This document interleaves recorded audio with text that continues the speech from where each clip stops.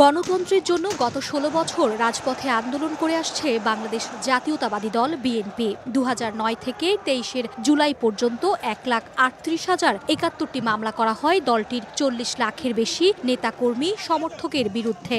২০১৩ থেকে ২৩ সাল পর্যন্ত গুমের শিকার হন ১,৫৫১ জন। এমন প্রেক্ষাপটে রোববার আন্তর্জাতিক গণতন্ত্র দিবস উপলক্ষে গুলশানে সংবাদ সম্মেলন করেন দলের মহাসচিব মির্জা ফখরুল ইসলাম আলমগীর।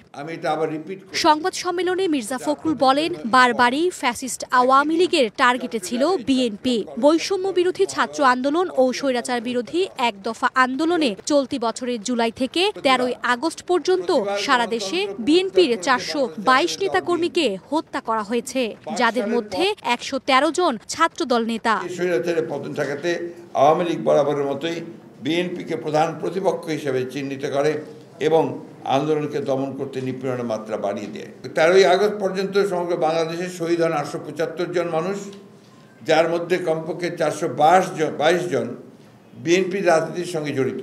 জনগণের ভোটের অধিকার ফিরিয়ে দিতে, দেশ সংস্কারের পাশাপাশি নির্বাচনকে গুরুত্ব দিতে অন্তর্বর্তী সরকারের প্রতি আহ্বান জানান মির্জা ফখরুল। অতি দ্রুত যে সংস্কারের কাজে তারা হাত দিয়েছেন, আমরা মনে করি এই কাজগুলো দরকার। এই কাজগুলোকে খুব দ্রুত শেষ করে একটা নির্বাচনের দিকে যাওয়া, যে নির্বাচনটা একটা নিরপেক্ষ সরকারের অধীনে নির্বাচন হবে।